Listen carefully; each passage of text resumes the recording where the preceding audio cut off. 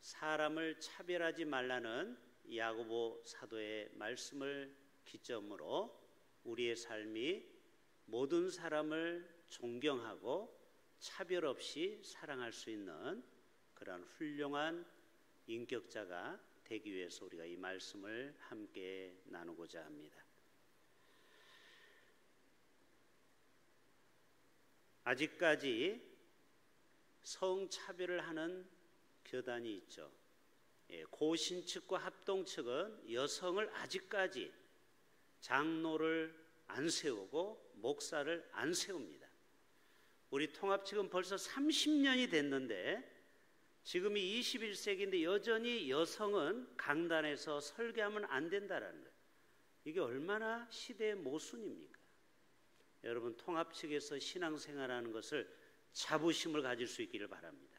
통합 측은 항상 앞서고 또 시대에 걸맞은 옷을 입고 있어요. 또 장애우들을 차별하는 세상이죠. 우리 모두가 모든 사람을 차별 없이 사랑해야 되는데 그렇지 못할 때가 있어요. 또 동네, 학군, 아파트, 또 직업 이런 거에 대해서 우리는 차별을 할 때가 있습니다. 심지어는 학교, 어느 학교를 나왔느냐에 따라서 대우가 다르고 연봉이 다를 때가 있지요. 오늘 야고보 사도는 사람을 차별하에 대하지 말라고 하나님의 사랑을, 공평한 사랑을 말씀하고 있습니다. 사람들은 다양한 이유로 차별을 합니다. 보통 예쁘면 다 용서가 된다라는 우스갯소리가 있죠. 이번에 금메달을 딴 선수도 특별히 얼굴이 좀 뛰어난 선수는 더 언론의 부각을 받게 돼요. 이번에 펜싱의 올림픽에 금메달을 땄던 오상욱 29살 훈훈한 미모를 가진 그 남성을 볼 때 많은 여성들이 감탄하고 이것이 또 회자가 되고 있어요. 또 사격에서 김예지라고 은메달을 땄어요. 금메달도 아니죠. 은메달을 땄는데도 금메달 선수보다 더 사람들에게 부각이 돼서 그를 본 동영상이 벌써 2,500만이 되고 있어요. 왜 그래요? 액션 배우에 캐스팅할 정도로 멋지게 생겼어요. 여자분이 모자를 쓰고 권총을 딱 겨눈 것을 보고. 그래서 세상은 어쩔 수 없이 차별하는 세상이 되고 있구나. 이것을 우리는 느껴보게 됩니다. 우리가 어떤 차를 타느냐, 어떤 옷을 입느냐, 어떤 브랜드를 갖고 있느냐, 어떤 가방을 메고 있느냐, 이거에 따라서 등급이 매겨진다라는 거예요. 세상은 그런 세상이에요. 자본주의 세상에서 우리가 살고 있지요. 오늘 4절에 오면은 너희끼리 서로 차별하며 악한 생각으로 판단하는 자가 되는 것이 아니냐, 그러면서 차별 없는 공평한 세상을 오늘 또 말씀하고 있습니다. 여러분, 한나의 기도를 사무엘상 2장에 보면은 여호와는 가난하기도 하시고 부하기도 하시며 낮추기도 높이기도 가난한 자를 진토에서 일으키시며 빈궁한 자를 거름더미에서 올리사 귀족들과 함께 앉게 하시며 영광의 자리에 차지하게 하시는도다. 그러면서 이 한나의 기도를 보면은 하나님은 가난한 자를 들어서 부자를, 강한 자를 부끄럽게 한다고 말씀하고 있는 것입니다. 오늘 또 이 세상에는 차별이 많은 세상에 살고 있지만 오늘 또 야고보 사도를 통하여 하나님은 모든 형제들을 차별 없이 사랑할 것을 말씀하고 있습니다. 자, 오늘 2절 3절에 이렇게 비유하고 있죠. 우리 2절 3절 다 같이 볼까요? 교회 안에서 흔히 범하는 차별입니다. 자, 2절 같이 봅니다. 만일 너희 회당에 금가락지를 끼고 아름다운 옷을 입은 사람이 들어오고 또 남루한 옷을 입은 가난한 사람이 들어올 때 너희가 아름다운 옷을 입은 자를 특별히 눈여겨보고 뭐라고 해요? 여기 앞자리에 앉으소서. 가장 에어컨 바람이 시원한 데 앉으소서. 그런데 남루한 옷을 입은 냄새나는 거린이 오면은 저 뒤쪽에 앉으세요. 왜? 다른 사람에게 피해를 줄 수 있다. 너희 중에 서로 차별하지 않느냐, 이렇게 말씀하고 있습니다. 여러분, 사도행전 10장을 집에 가서 읽으면 베드로가 기도하는 장면이 나옵니다. 지붕에 올라가서 제6시더라. 팔레스타인 시간은 우리나라에 6을 더하는 거예요. 정오 12시쯤에 기도하는데 환상 중에 하늘에서 큰 보자기가 내려오는데 거기에 4발 달린 짐승과 그리고 레위기에 보면 부정한 짐승이 있죠. 벌레. 이런 것이 막 기어다니는데 하늘에서 소리가 나오기를 베드로에게 잡아먹으라. 잡아먹으라. 부정한 거거든요. 내가 이것을 어찌 먹을 수 있습니까? 주여, 그럴 수 없나이다. 속되고 깨끗하지 아니한 것을 결단코 먹지 아니하겠습니다.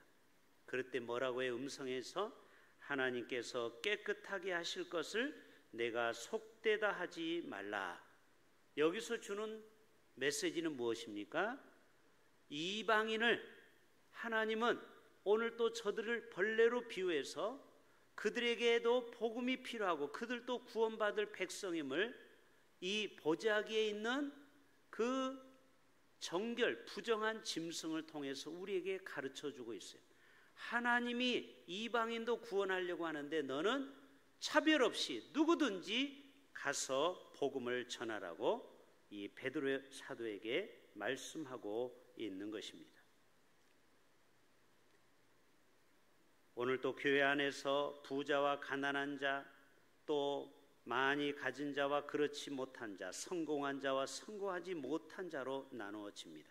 이것을 주님은 절대 그러지 말고 차별 없이 서로 하나 되고 사랑할 것을 말씀하고 있는 것입니다.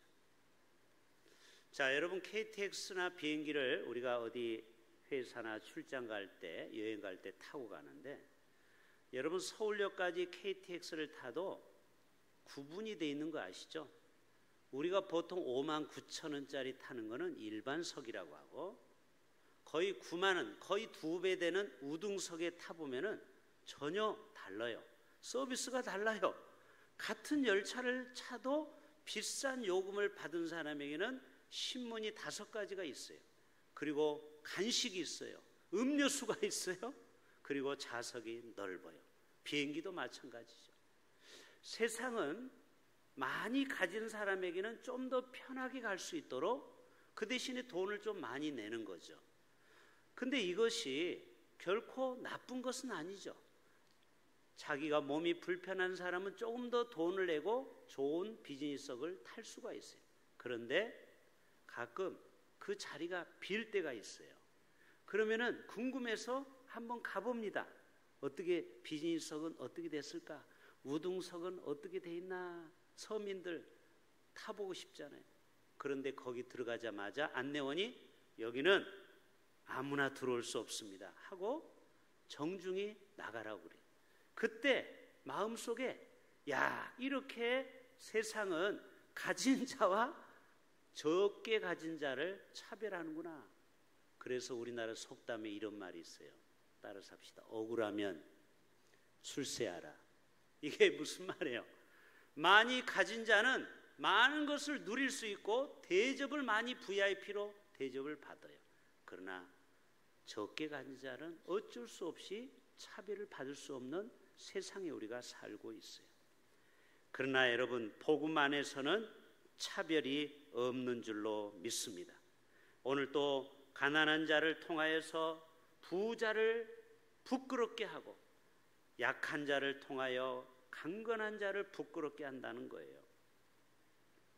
여러분, 사무엘 세우면은 2세 아들 중에 8명이 지나갔지만 그 중에 잘생긴 사람을 처음에 사무엘이 택하려고 했지만 마지막 8째 제일 막내, 그리고 밖에서 양을 치고 냄새나는 다윗을 하나님은 차별하지 않고 막내임에도 그를 기름 부어서 하나님께서 왕으로 세우시는 것을 보게 됩니다.